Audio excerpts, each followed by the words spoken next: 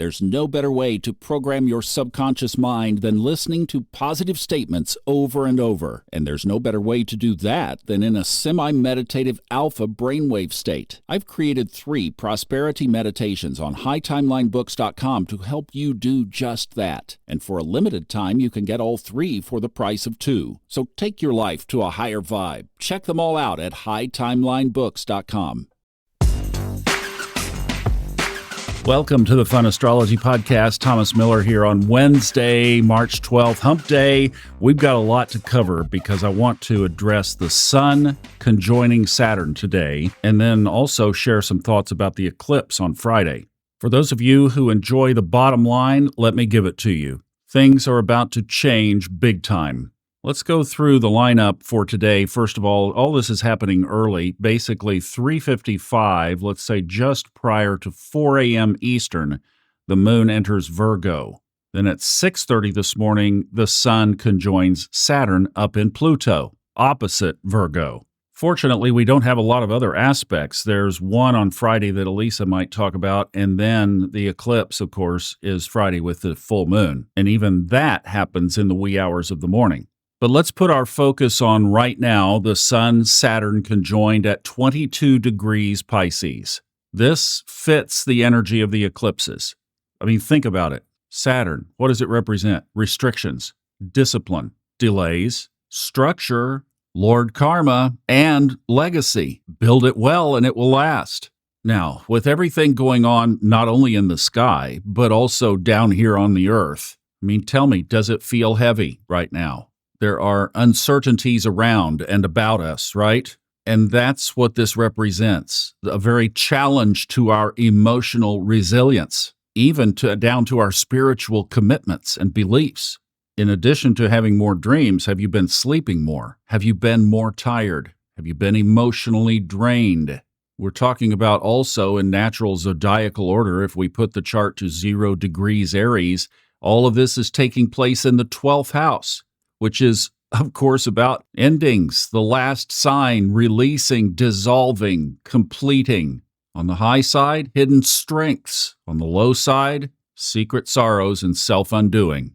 On the low side, it rules confinement and restrictions. On the high side, it's freedom, letting go of the stuff that doesn't serve us.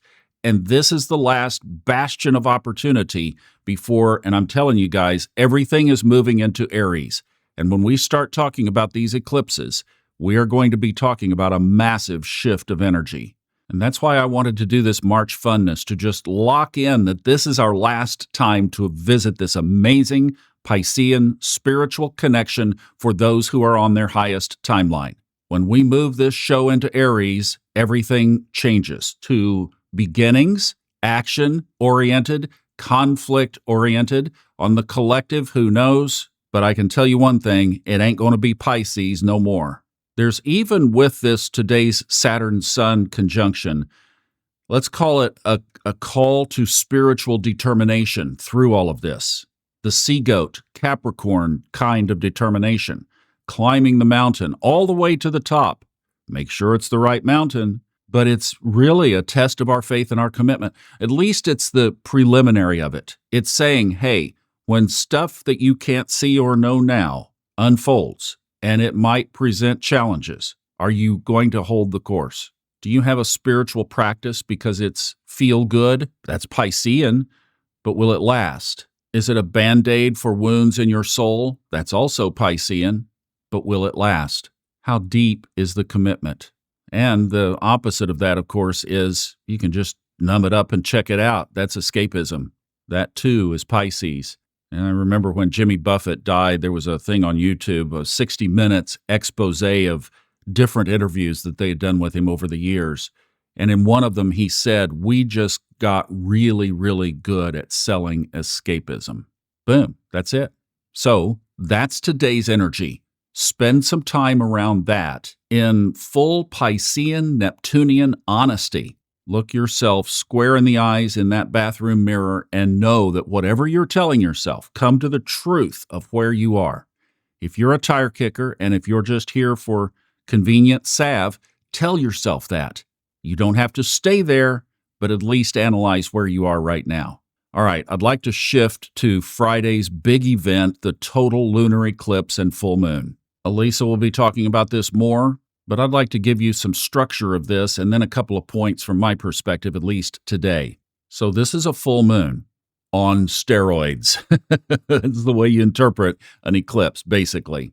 The sun and the moon are at 2 degrees north and south declination. In other words, they're very close to the equator. Mars also structurally in the chart, note this, Mars is out of bounds at 25 degrees 13 minutes north.